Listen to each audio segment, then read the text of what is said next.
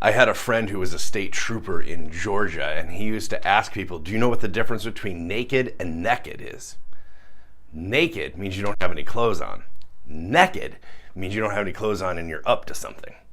I've always found that a helpful distinction. And then this week, I saw a title of a podcast came out that said, Nudity is a social construct. And I thought, that is so helpful. Because nudity means, you don't have any clothes on.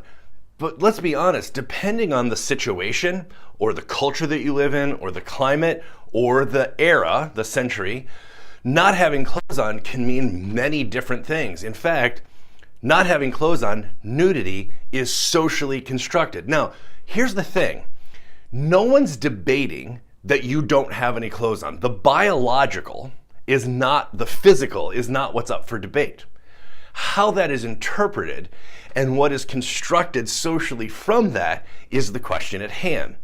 I found this a really helpful distinction because every time I try and talk to somebody about gender or race being socially constructed, they want to focus on the biologic, the physical, the difference between skin color or the difference in genitalia. But actually, the way we interpret that is socially constructed. Race is determined not by skin color, but by how we view and manufacture or construct difference. Gender is the same way.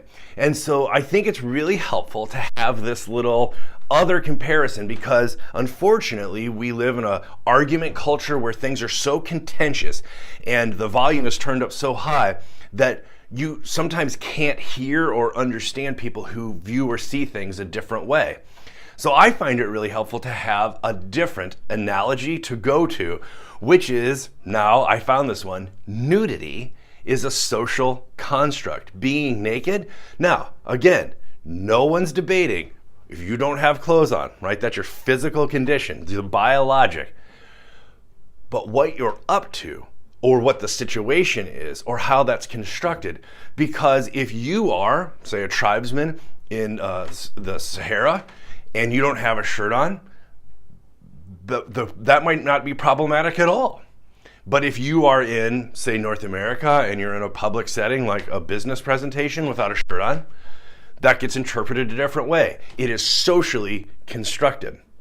So I find this really helpful distinction, and I wanted to pass it on to you, and I would love to have a conversation about other helpful ways to introduce people to the idea of things being socially constructed and why you can't import and impose those expectations on biologic or physical conditions because socially, we interpret things so differently that we have to be really careful about imposing our physical expectations on things that are socially constructed. So I hope that distinction helps you. I would love to hear your feedback or any analogies or examples that you have found helpful in this conversation.